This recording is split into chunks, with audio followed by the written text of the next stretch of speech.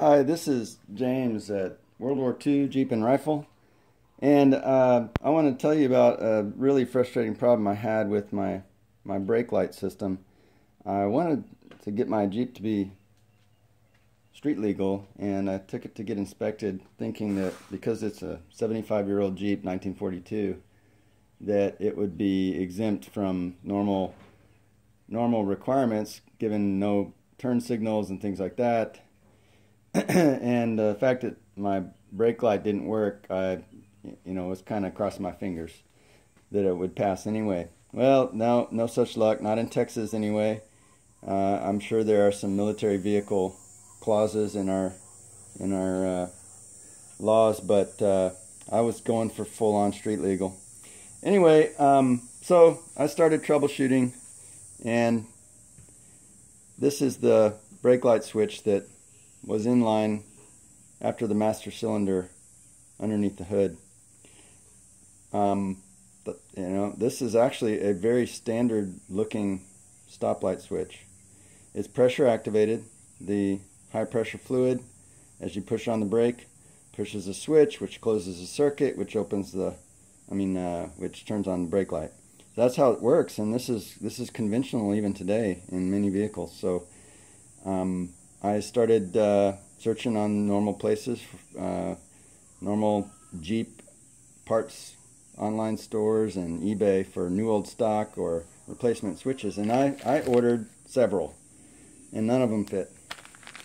I got so many of these things each time from a different source, hoping that new old stock or the exact replacement that was being advertised would work. But I either have some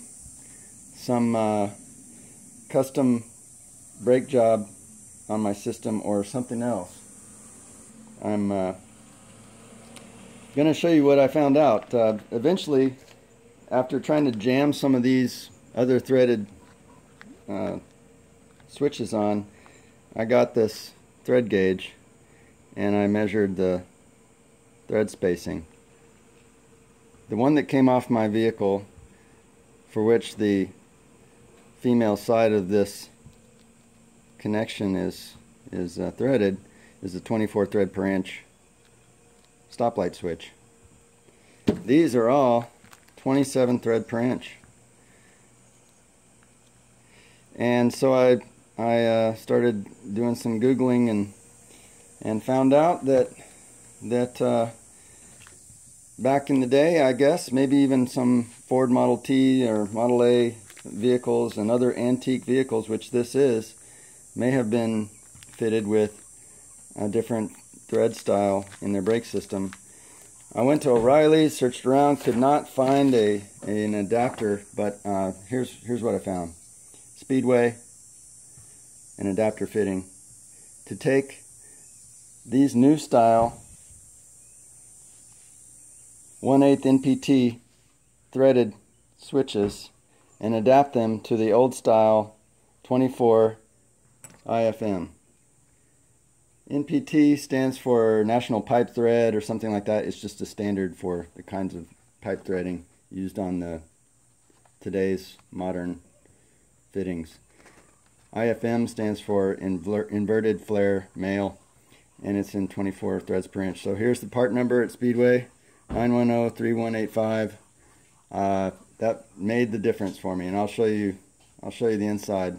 I'm not going to take it apart because I finally got it all together, but I'll show you what it looks like from under the. There's the brake line coming from the master cylinder, and it tees here for the stoplight switch.